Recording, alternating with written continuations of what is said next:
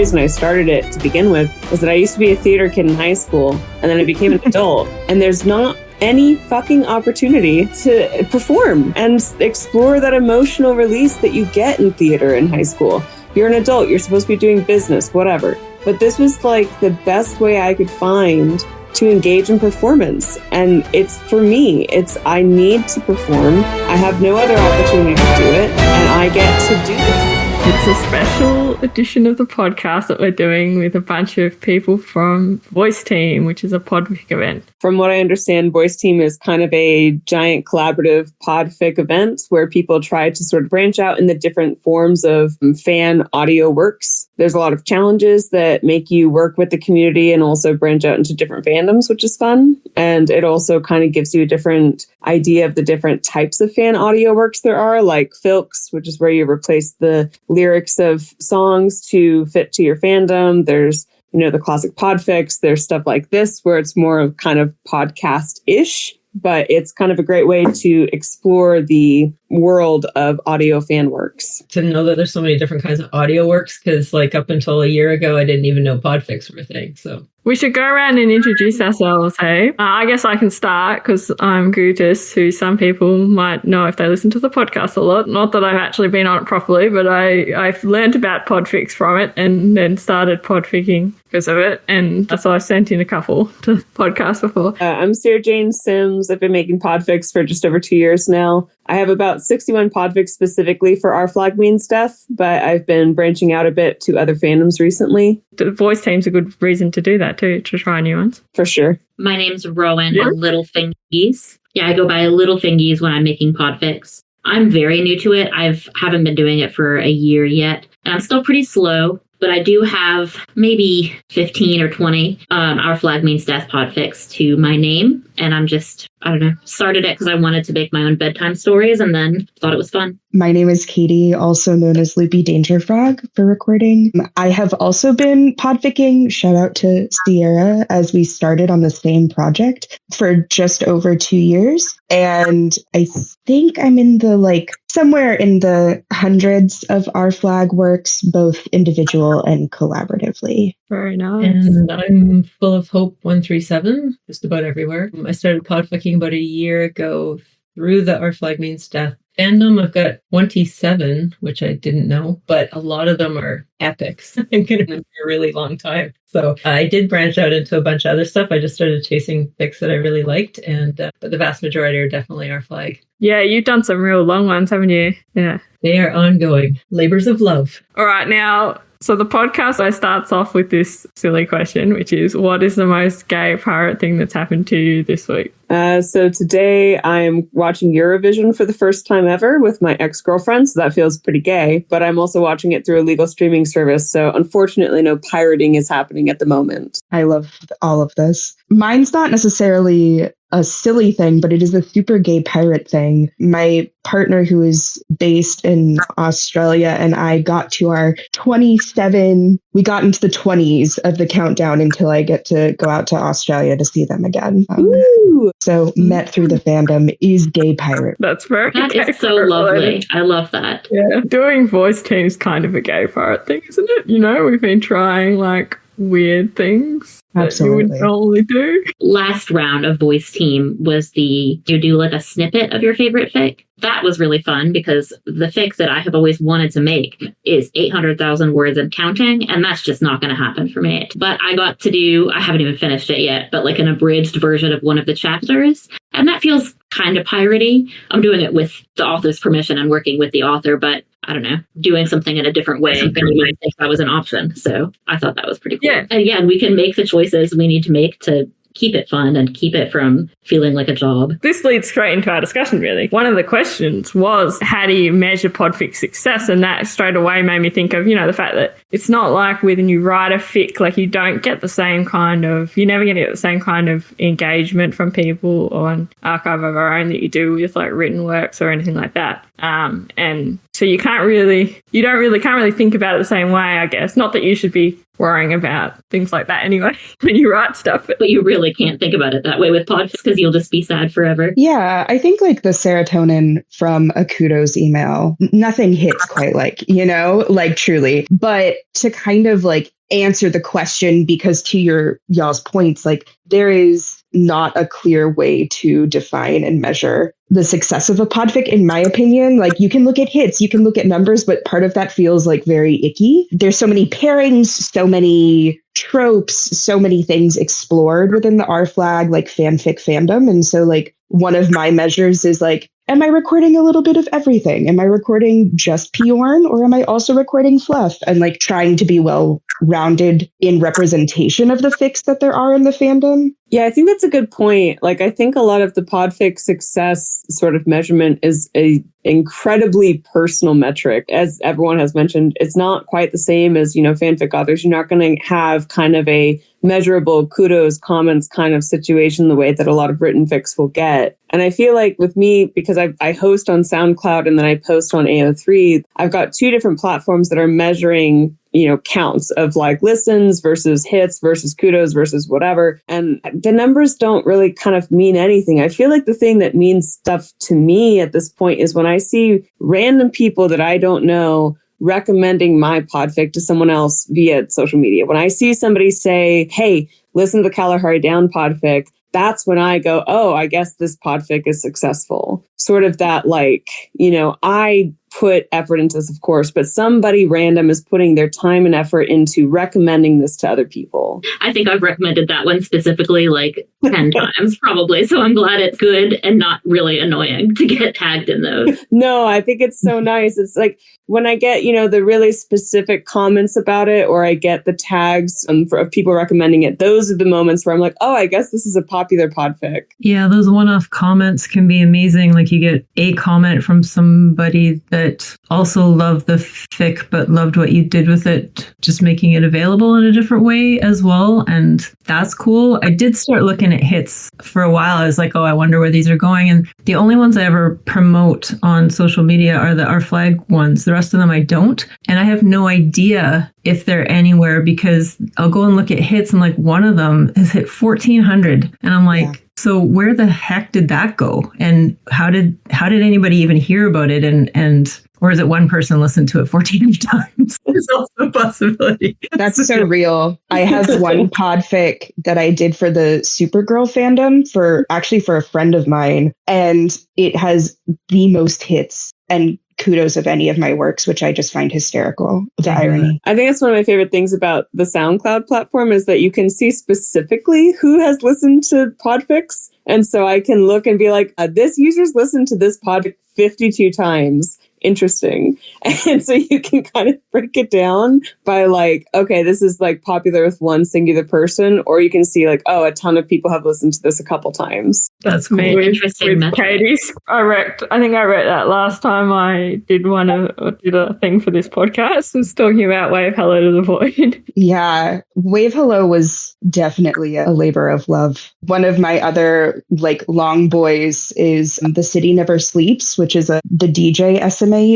And there are certain chapters of that listeners have gone back and just like over and over and over. And I'm like, good to know. I like told Jen, who is the author on it, I'm like, heads up, this chapter really hits for people. I think the metric that is like the most important to me, and it's not a metric really, but is when the author gets really excited about it. That's what makes me feel like most successful. And the same in reverse, I guess, when it comes to choosing which podfics to do, is like if an author gets really psyched about a podfic that I make, then I know when I'm looking for new ones to do, I might pick another one from them. And if I make a podfic and the author doesn't seem to like care that much about it, then I'm like, oh, okay, I'm just not the right person to narrate these maybe. And so I probably won't make any more. So that's like one of my biggest measures. Yeah, that's interesting. I've wondered about that, but sometimes I find that authors that do blanket permission things have no interest in interacting. They're like, yeah, go for it. I'm not going to listen to it. I'm glad you're doing it. And then I've got one author, and every time they comment, it's like all capital letters and emojis. It's hilarious. So it's like, it's really nice. I like need that dopamine hit from the author, like giving me, like, praise me, please validate me. And then when an author shares it too, then there's more involvement as well. But again, like, it super depends on the author. And I'm just one of the questions we had on here, which I thought would be good to talk about, is just how do you find podfics to listen to? I used to find podfic narrators I liked, usually through AO3 or something at the tagged at the end of it, where it's like works inspired by kind of a thing. And then I would just listen to their entire collection of work. But I will admit, Ninja Knitter broke me, because there's just too many. There's so many podfics. I couldn't possibly listen to their entire collection. So most of the time now, especially as I go into fandoms that are far less saturated in podfics than the Our Flag Means Death fandom, I tend to find them just randomly in my general fanfiction search. It's really interesting to see kind of the disparity between the percentage of works that are podfic in the Our Flag Means Death fandom versus other fandoms. Yes. Yeah, I'm really pleased to see the new. I was just going to say, I always look for that now.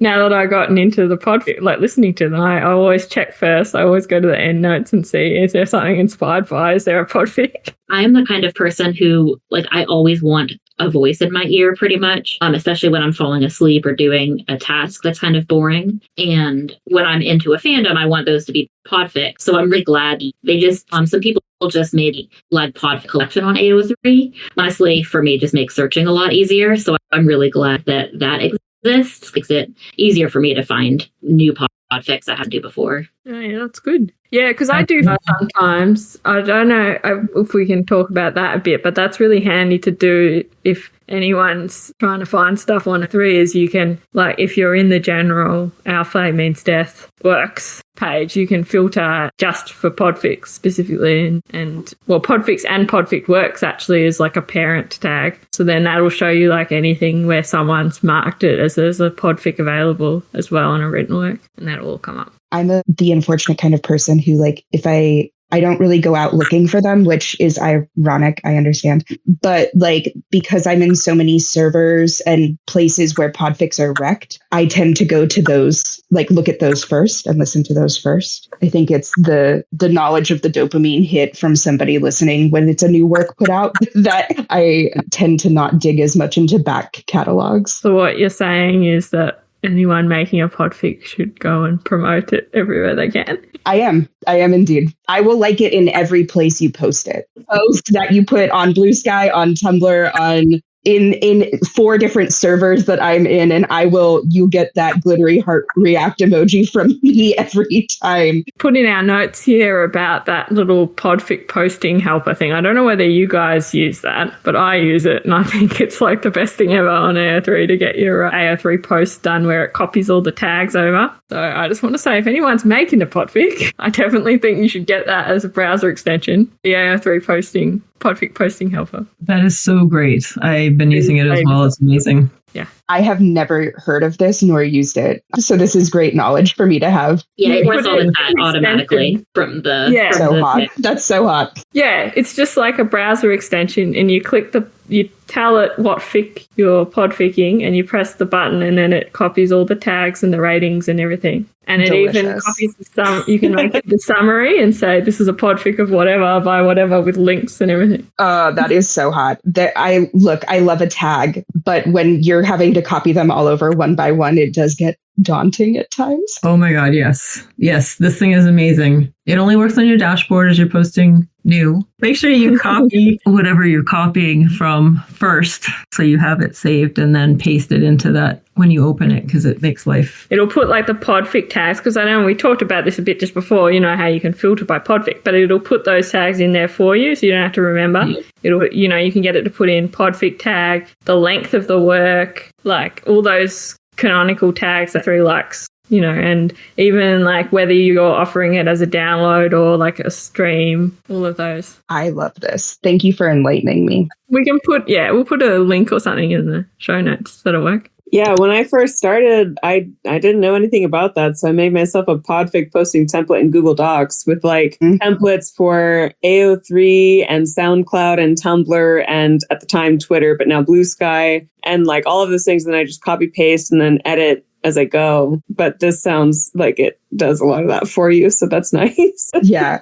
I'm a paster myself. It's worth it just for the tags. Totally. Absolutely. I put the link in the chat too, so you can actually get it if you're using Chrome. Thank you, Fantastic. Angel. Well, that kind of leads us into, how do you record your own podfic? Oh my God. I started with a $20 lav mic from Amazon, and I would go into my car to record because I had roommates and I didn't want to record around them. And I had the security called on me a couple times because I was sitting in my car for hours, and people apparently thought that was suspicious. But I have since upgraded to like a Blue Yeti microphone. I record it connected to my iPad, and I edit with Audiolab, which is an app that costs like $20 a year for the premium subscription. And I host all my podfics on SoundCloud because I didn't really know that there was other places to host it. Every podfic I'd read or listened to at that point had been hosted on SoundCloud. But I might look into free alternatives because SoundCloud is about $200 a year to host more than a few minutes of audio. So that's probably on my to-do list. And their terms of service is not very protective against feeding your work to generative AI machines. So that's why I switched SoundCloud, which was a pain in the butt, but not as hard as I thought it would be.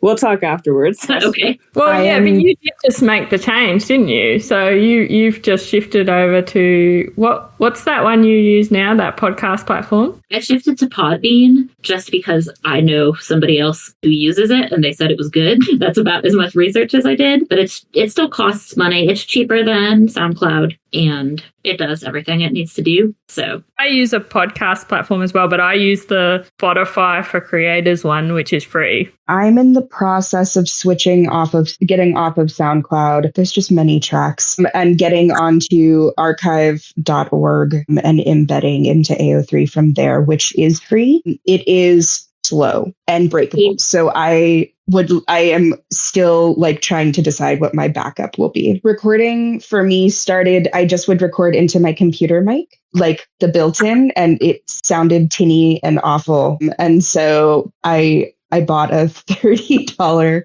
mic, and that is the mic I still use to this day. Someday I'll get a hanging mic, but we're not there yet. I actually just got one of those. I started on my phone, and I still will listen to that podfic sometimes. The quality could be worse. So anybody who wants to start, try your phone. And I edited in Audacity. I still edit in Audacity. And I have a mic that I got on sale for maybe $50, but it came with a terrible stand. And my new house, I just moved, has hard floors, which is great because I have a dog. Also, I have a dog. That makes timing, recording interesting. And if you're wondering why I never listen to any podfics with alarms or door knocks, I have a dog. She's a puppy. She gets very excited. But I finally upgraded and got myself like a boom arm and the little shock mic holder and the foam ball thing. The big, not the little one, the big one that's like a little house for your microphone. And it's so much easier. I don't know why I didn't do it months ago. I don't have to drape my entire office in blankets and towels anymore. I can just move the boom arm. So if you get to a point where you're like, I have $80 I could spend to upgrade my setup, do the boom arm and the foam house for your mic. It's so much easier than draping everything in towels. So that's my recommendation. Great. I think I'm going to have to try that. I still put the blanket over myself. If it's not broke, don't fix it. But, Yeah. Also consider cozy, And canonically appropriate to go in a blanket fort to record your podcast or your podfic. So true. So true. I started out that way. I got onto the Podfic server, and I was lucky enough. I was using GarageBand, but I bought a mic package off of Amazon, I guess, for the mic and the boom arm and the pop filter and stuff that came with it. It was under $100 Canadian. Just throw that out there because it's probably not worth as much. I have a walk-in closet in the basement, so I was still lining it all with blankets and stuff because I had no idea what things were going to sound like, and that seemed to be the important part. So I sat for a while. I was sitting on a fitness ball, one of those inflatable ones, but every now and again I'd forget and it would squeak, so I got rid of that and switched to a meditation stool. But I don't meditate well, apparently, because my legs would fall asleep and stuff, so that wasn't a great choice. And then I also found sitting was kind of getting me, it was harder to breathe and stuff. So anyhow, after talking to some people, I got rid of the whole blanket fort thing because I was already in a walk-in closet full of clothes, so it didn't make that much difference. And then I got a stand so that I could actually stand up and make it more of a hanging mic style. The foam backing, I didn't do the whole foam house, but I just did the foam backing, and I've got a cabinet in there that I sit my computer on. I switched from GarageBand to Audacity because a couple of the people I've been working with a lot were really proficient in Audacity. And so when we were doing stuff together, it was just easy. And they could send me all sorts of plugins and stuff that I didn't have to think about or find myself. So that was like spiffy. And I forgot to mention, as you brought up the computer thing, the one thing that I did that was free that made podficking a million times easier for me, which was a teleprompter app, so that I don't have to switch and scroll or hold phone or set up my computer somewhere. You can make the font as big as you want and put your phone down, and then it just scrolls at the speed you tell it to. And it never even occurred, but extremely helpful. That's amazing, because I know my arm from holding my phone, because I'm recording on the computer, so I've got Audacity set up on there, and then I'm scrolling on my phone. So yeah, and then I host everything on Internet Archive and post to AO3, because SoundCloud, I tried. That's what everybody in our flag group was. SoundCloud in day one decided that I was a spam bot, and they booted me out, and I had to fight to get everything back that they took. And now I have no account. And that's the only thing that I struggle with SoundCloud is like, you have to have an account no matter what, even if it's free. So to listen. So I appreciate the folks who have their stuff on AO3 that have, here's the SoundCloud link, here's the Internet Archive link, here's the Spotify link. Like, it's nice to have those options for sure. Yeah, that was pretty crazy what happened to you, because like, then what do? You know, after you've paid the money. Happily, my credit card company got it all back for me, but I still can't have a SoundCloud account until I make up a new persona. Question that Carly gave us, which I thought was quite good. Why will Podfic save humanity? The thing that I love about making the Podfics is it's not monetized. I do this because I really, really like doing it. It makes me happy. I will never be able to monetize this. And I love that. People ask, like, can you make money off of this? Can you do this? Can you translate it into something else? It's like, absolutely not. I am doing this because I really like it and not because I feel obliged or that I need to have money off the side. And I kind of think that that's where humanity sort of needs to be going, because we've kind of crashed and burned on the capitalist rock thing. Yeah. Very well said. You know? I agree. If you're not making money off it, that means it's not a job. And that means you can take time and you can make the choices that you need to make for yourself to keep it fun and keep it be something that's not too stressful or doesn't create too much of an obligation in ways that you can't do if you're needing to make money off of it. So it really, like, it's good for humanity, but it's good for the podficker too, because then we can do what we want. It's an art form. That's the thing. Like, I think that's when I first started listening to Podfics that really kind of hit me, listening to some of the early ones that I listened to. It's like, you really are transforming the work. Like, you're not just reading something. It's a whole art form in itself, like the choices you make and everything, and it can really like elevate what someone's done with the written word. That's totally what I was thinking with this question when I read it. I was thinking, like, the thing about Podfics, the whole reason I started it to begin with is that I used to be a theater kid in high school, and then I became an adult, and there's not any fucking opportunity. Sorry, if I'm not allowed to swear on this, but there's no opportunity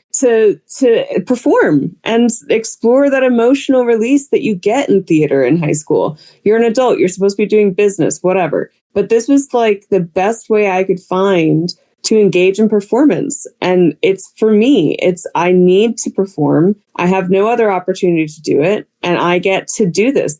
I take on these characters. I take on the world. I get to really perform it and engage in the emotional expression of it. And it's so creative. And it's a really good way for me to kind of get that outlet. You're just doing it because you love it. Well, and I love how many different ways there are for podfics to be, right? Because you have people like Sierra who are theater trained and want to do it as an art form and really transform it into a work. There are people that I know who treat it like a commission, like somebody has hired them to do it and they try to work with them that way. My approach, because I'm not an actor and I'm barely a narrator, I kind of approach it as like, hi, friend, can I play with you in your sandbox with your little guys? And that works for me. And there's just so many different ways to approach it. That's the thing. It's just as good, though. Like, I love when people, like, sometimes for this podcast, people will just have a go recording just like a chapter or something on their phone and just send it in. And that I love that when they go on the podcast. You know, you get to hear everyone's different accents because everyone's from all over the place. Yeah, bringing the joy back. Yeah, exactly. Yeah, I was going to say kind of like the flip to Sierra's. I was also a theater kid, though not an actor. I was on the directing and back end side, and I like worked in the industry through COVID, and it really burned me the fuck out. And I left and am now in a different field. But like it has brought like some of the joy back of storytelling in a way that I'm very grateful for, because like I enjoy storytelling. And I think the nice thing about it, to the point of full of hope and the capitalism bit, I was talking to one of my teammates for voice team, and they were saying, you know, like, oh, it's not the cleanest recording. You know, there's still little hiccups and bits and bobs. And I was like, we are expensive as people. Like I am an expensive person, and I do this for free. It's supposed to be fun. Right. Mm-hmm. And so like, if it is also helpful in breaking down humanities and like, I think all of our views of what perfection is, hopefully, which is kind of a reach for the question, but helpful all the same, I think. A lot of people kind of get inspired by after watching the show. Like that's what brings a lot of people into the fandom in general, like not just with like, but with all kinds of kind of art forms, is that it gives you, I don't know, it kind of gives you that feeling that you can have a go at stuff even if you're not very good at it or whatever. Like it's not, that part's not important. It's the putting it out there and like having a go is more important. And totally. I've gone through with adults, right? Adults, yeah. It has to be monetized. It has to be professional. It has to be the leagues anymore. You don't have the fun theater groups now. Everything has to make money and stuff that way.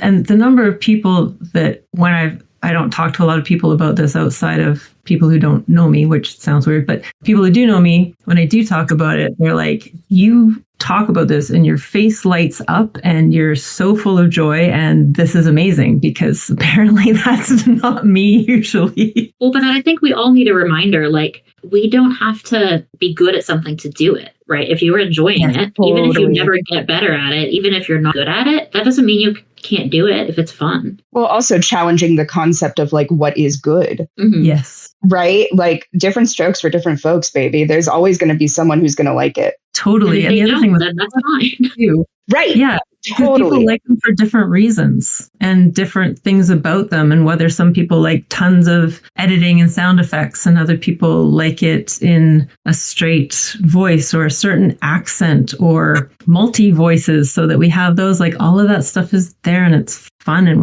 we all want, like the way we've all jumped into it too is amazing. Yeah. Just because it's enjoyable, which humanity needs. Now we just want to do our podfic recs. My podfic rec is for Seabird, which was it's a fic written by V Against. It's being podficked by Claire Gregory, and they're really long chapters. There's 4 posted so far out of 6, and it's just it's a great story, and just the tension and everything in like each chapter is just so great listening to it. And yeah, so we're talking quite long, but it is broken up as well, the chapters, so you can just listen to like it in parts if you don't want to listen to the whole thing in one go like that. But yeah, it's kind of based on this historical thing from World War II, where there's this clipper, Pan American Airlines clipper, that was kind of on this commercial trip, and then it kind of went sideways because of World War II.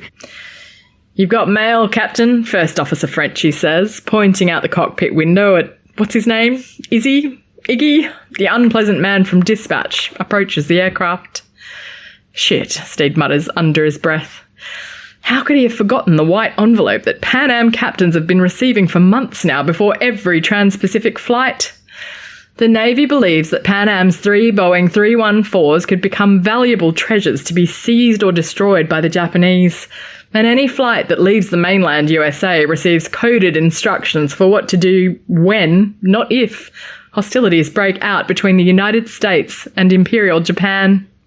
He knows why he'd forgotten. His hero is aboard the flight. Edward Teach, incredible Maori navigator and pilot, trailblazer of Kiwi aviation, and until 6 months ago a Pan Am captain of 10 years standing. Steed had no idea he'd be meeting him today, let alone running into him on the dock. And he'd been perfectly kind and charming too. Oh, yeah, and my second rec is for an older one, which is Throat Goat by Nomad's Lad, and Ninja Knitter did a really amazing podfic of that. And it was one of the first ones I listened to when I was getting into podfics, and there's like all this singing in it and stuff, but like that's a really good example of how like a podfic can elevate the whole thing, because it's there's so much of it that's about music and about like sound and your voice, and so having it as in a audio format like that really improves it a lot. He sips his tea, clears his throat, tilts his head back a bit, and Steed immediately sketches in the missing piece of the picture, a mic in front of him. He's compensating for the angle of it with that head tilt. That's a harder lesson than it ought to be, that it's the mic that should be adjusted, not the posture. The client takes a deep breath, and Steed watches his chest and shoulders rise with it, makes a note. There's something in the air tonight, or maybe in the wine, that's got me thinking you and I could make it out just fine.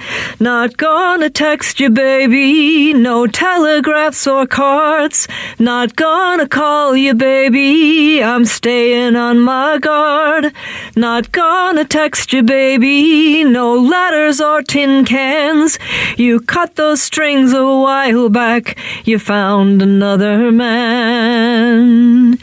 There's something in the air tonight, or maybe in the wine. I know I'm better all alone, I'll make it out just fine. He holds the last note for a while, and there's a slight break at the end. He drops his head, looks at Steed from under his eyelashes. Steed is holding his pen very tight in one hand and hasn't made a single note since the client drew breath.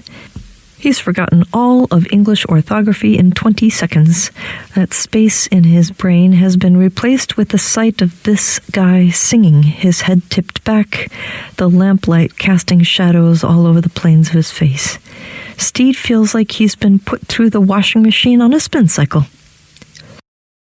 I definitely recommend it, everyone. Listen to Throat Goat.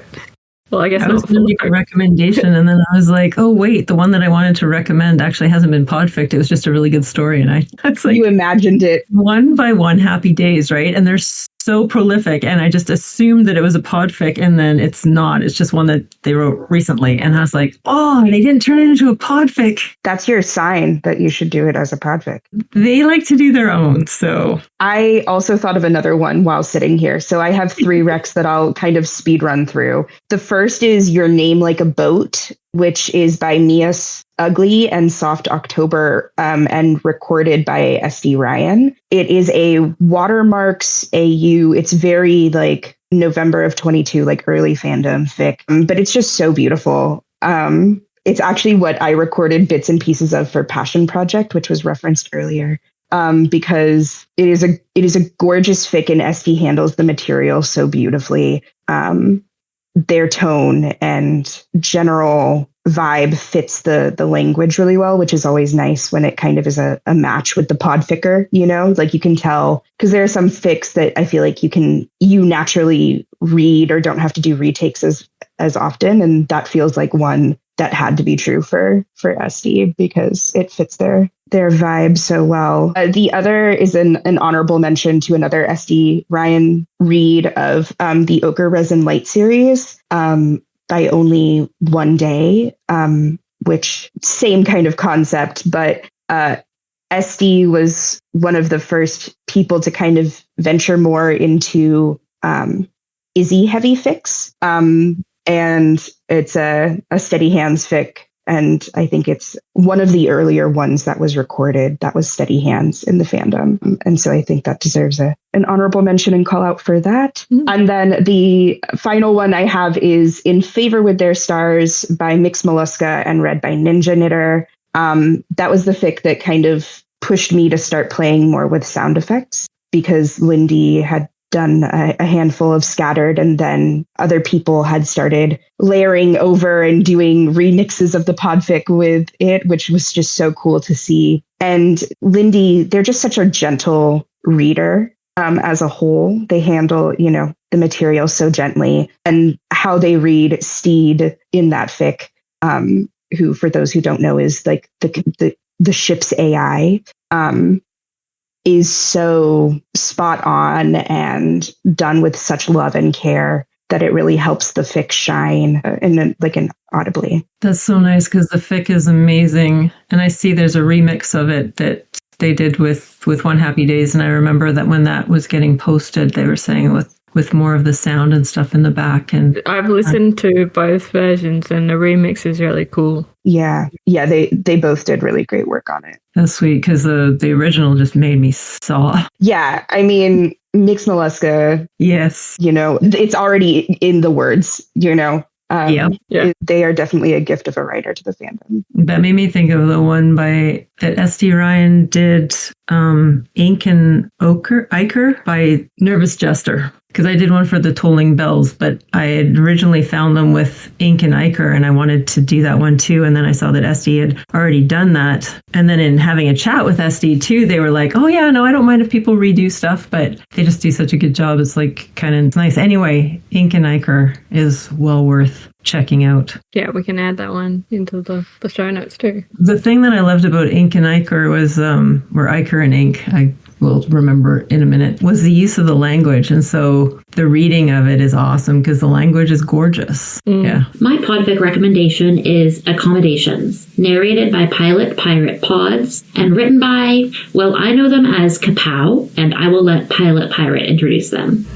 Welcome to the podfic of Accommodations by V. Mars Smarter Than Me. That's spelled VMARSSMARTRTHNME. Accommodations is an explicit Our Flag Means Death, modern AU Gentlebeard fic. An absolutely unhinged, strangers to roommates to COVID lockdown, to two guys who can only communicate with their dicks out, to lovers story that's as hot as it is funny. And it's very fucking funny. Pilot Pirate does an incredible job of capturing those vibes throughout the podfic. Here's a clip from chapter 1. Ed, Steed asks. Oh, Steed, are you awake too? Sorry, I only just woke up totally randomly, Ed replies, smoothly. Just now, I mean. Right now. Not earlier, he adds with a cough. I didn't, wake you, did I? Real smooth, Teach. He'd have to be an idiot to believe you. That's quite all right. I will be able to fall asleep again quickly, I'm sure,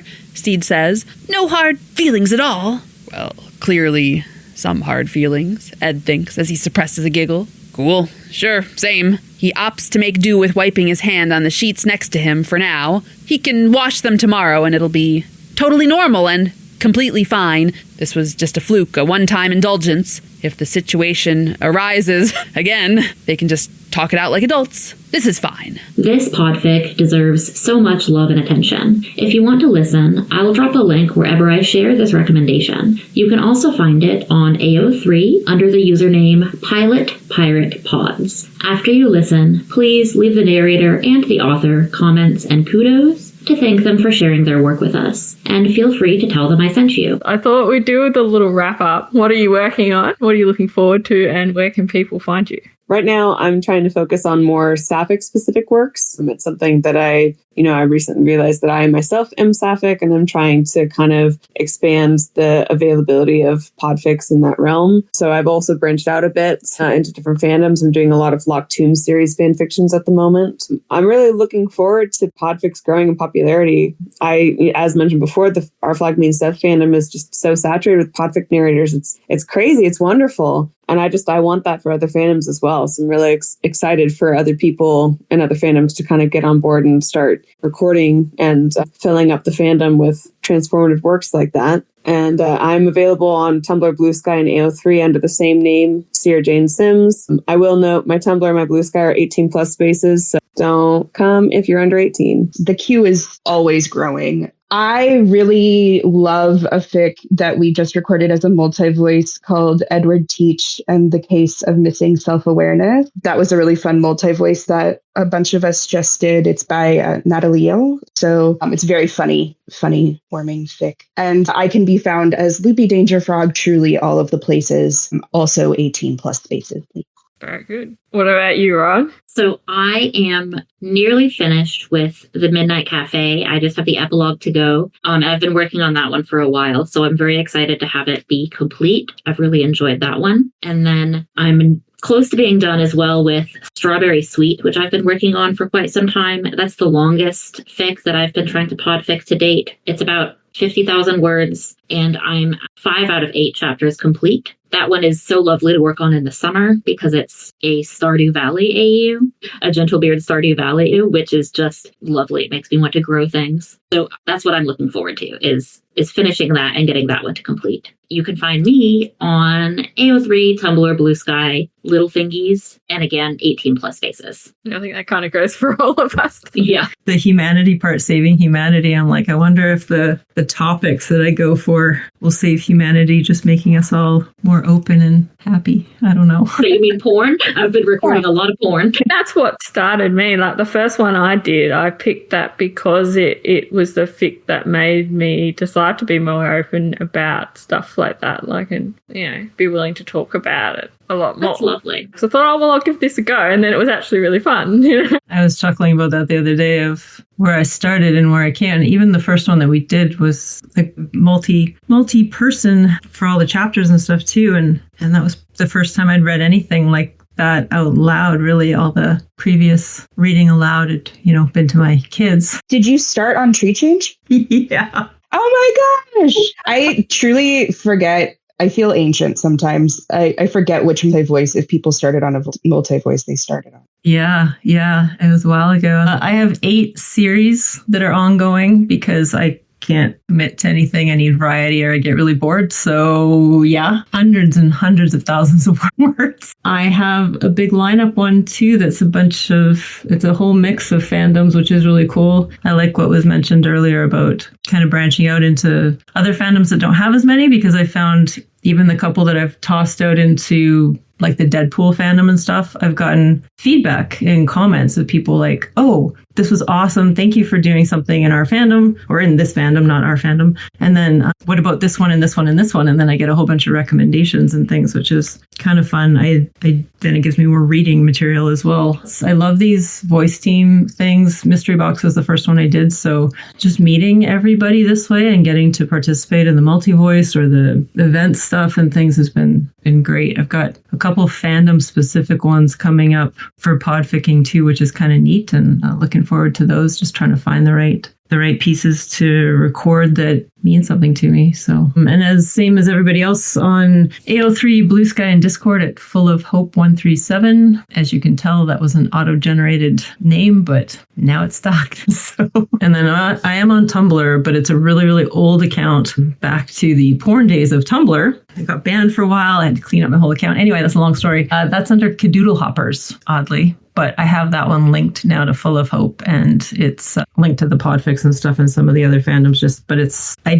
I never super figured out how to use Tumblr really well and effectively. And then it's only been in the past year that I've learned how to use Discord. So you can find me on Bluesky and Tumblr and Instagram too, I think. I mean, I kind of forget that exists, to be honest, but yeah. I have been doing a bunch of podfics for the craft fair, the Alpha Means Death fair that we had, because afterwards people were doing like bonus donation stuff, and I offered to do some podfics, and I had a bunch of people donate. So I've been trying to get through them with voice team, actually. It was like the little challenge to kind of try and finish them all. So there's quite a few of those, and they're all really cool. I've got one that's like going to be the last one I've done, because Petricorsa donated a bunch of money, so I'm doing 2. And the second one is one that I'm like really looking forward to, which is a Magic School Bus AU. Oh, I love that one. It's so good. And I'm like really looking forward to that. So that's like my reward for doing all. Not that the others are bad. I really love them all, but you know what I mean? I'm like, so hopefully that'll be next week maybe, or after voice team probably at this rate. Really quick, just to jump in and clarify something that was said earlier. There are 2 types of voice team events. There is one that is it's a full month, and that's like a yearly thing, always in May. And then there is voice team mystery box, which is a 1 week, like shorter, but just as crazy version of it. Full of Hope mentioned that. And so I just wanted to clarify that there are two, that one's always at like end of year, beginning of January for anyone who is interested in participating in those in the future. There are two options. Oh, that's good to know. So, yeah, hopefully I might try and do that one too then. Hopefully we get some more people join who are just, even if you just like want to give it a go or something, it's good how there's like all these options. You don't have to just be recording stuff too. You can always help other people with other stuff too. So, all right, well, the final sign off for this is do creations, be cringe, commit crime. I love that. I saw that. I was like, that is so great. Yeah, such a good tagline.